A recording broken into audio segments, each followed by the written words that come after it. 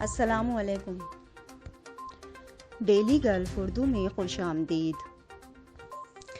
UAE، Pakistan اور دنیا بھر کے ممالک کی تازہ ترین خبروں کے لیے ہمارے چینل کو سبسکرائب کریں۔ متحدہ عرب امارات میں کرونا وائرس کے نئے کیسز کا اعلان۔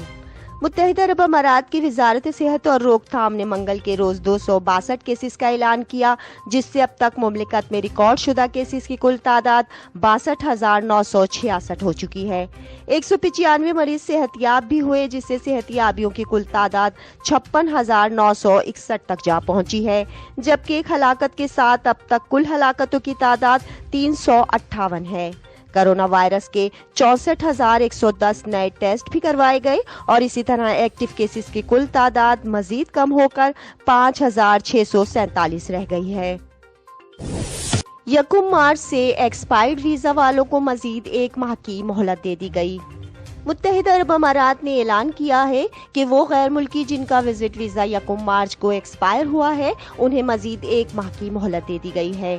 یہ توسیع 11 اگست سے شروع ہوگی اور 1 ماہ کی مدت کے لیے ہے۔ اس سے قبل 1 مارچ سے ایکسپائرڈ ویزا والوں کو 11 اگست تک مملکت چھوڑنے کی ہدایت کی گئی تھی۔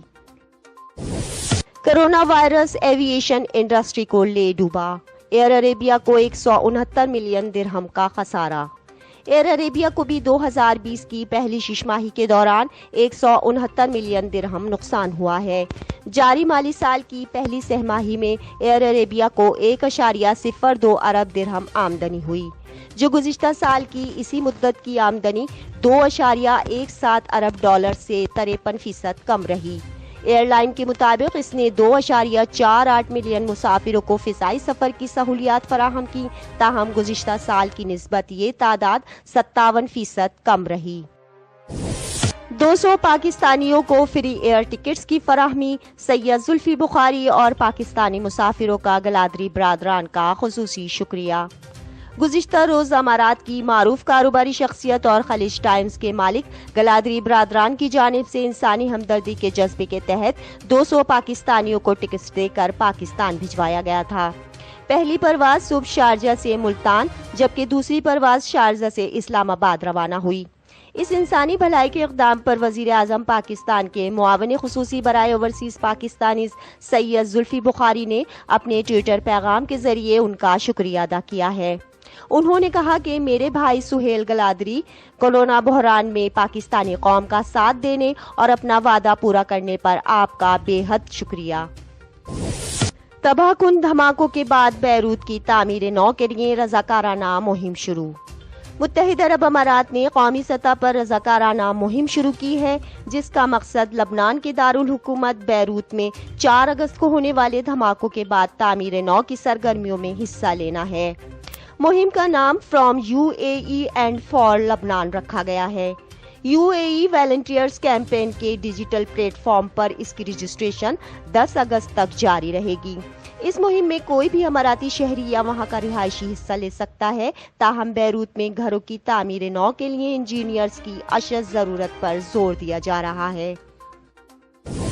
ابوظہبی میں داخل ہونے والوں کے لیے 7 ڈرائیو تھرو کووڈ-19 اسکریننگ سینٹرز قائم۔ Abu Dhabi health care company SEHA کی ایمبولیٹری ہیلتھ کیئر سروسز نے منگل کو ابوظہبی میں داخل ہونے والوں کے لیے لیزر کی مدد سے ہونے والے BPI ٹیسٹ متعارف کرائے۔ امارات میں داخل ہونے والے افراد کمپنی کی ایپ استعمال کرتے ہوئے 50 درہم فیس ادا کر کے وقت دے سکتے ہیں۔ ابوظہبی ہیلتھ کیئر کمپنی کے مطابق اگر ٹیسٹ ریزلٹ سے پتہ چلے کہ ناک سے نمونیہ لینا ضروری ہے تو وہ فوری لے کر کسٹمر کو اس کا نتیجہ آنے تک آئسولیٹ کر دیا جائے گا۔ روس کا کل دنیا کی پہلی کرونا وائرس ویکسین لانچ کرنے کا اعلان۔ کرونا ویکسین ماسکو کی گامالیہ انسٹی ٹیوٹ اور روسی وزارت دفاع کے اشتراک سے بنائی گئی ہے، جس کے تینوں تجرباتی مراحل مکمل کر لیے گئے ہیں۔ روسی نائب وزیر صحت کا کہنا ہے کہ تیار کردہ کرونا ویکسین کے انسانوں پر تینوں کلینکل ٹرائلز کامیابی کے ساتھ مکمل کر لیے گئے ہیں اور اب اسے کل مارکیٹ میں پیش کر دیا جائے گا۔ شارجہ میں سیٹ بیلٹ کے استعمال میں 62% بہتری آ گئی۔ شارجہ پولیس کے ٹریفک اور محکمہ گشت کے ڈائریکٹر لیفٹیننٹ کرنل محمد العالی النقبی نے رہائشیوں کا شکریہ ادا کیا کہ وہ اپنی گاڑیوں میں یا پبلک ٹرانسپورٹ پر سیٹ بیلٹ پہننے کی پابندی کر رہے ہیں۔ انہوں نے کہا کہ لوگوں کی سیٹ بیلٹ پہننے کی عادت سے ٹریفک حادثات میں کمی ہوئی۔ دبئی میں کرونا وائرس اور دیگر وبائی امراض سے نمٹنے کے لیے میڈیکل ریسرچ سینٹر قائم۔ دبئی کے فرمانروا اور متحدہ عرب امارات کے وزیر اعظم اور نائب صدر شیخ محمد بن راشد ال مکتوم نے کرونا وائرس اور 19 دیگر متعدی امراض سے متعلق میڈیکل ریسرچ سینٹر کا افتتاح کر دیا ہے۔ اس طبی تحقیقی مرکز کو Sheikh Mohammed bin Rashid centre for medical research کا نام دیا گیا ہے۔ دبئی میں واقع اس میڈیکل ریسرچ سینٹر پر 30 کروڑ درہم کی لاگت آئی ہے۔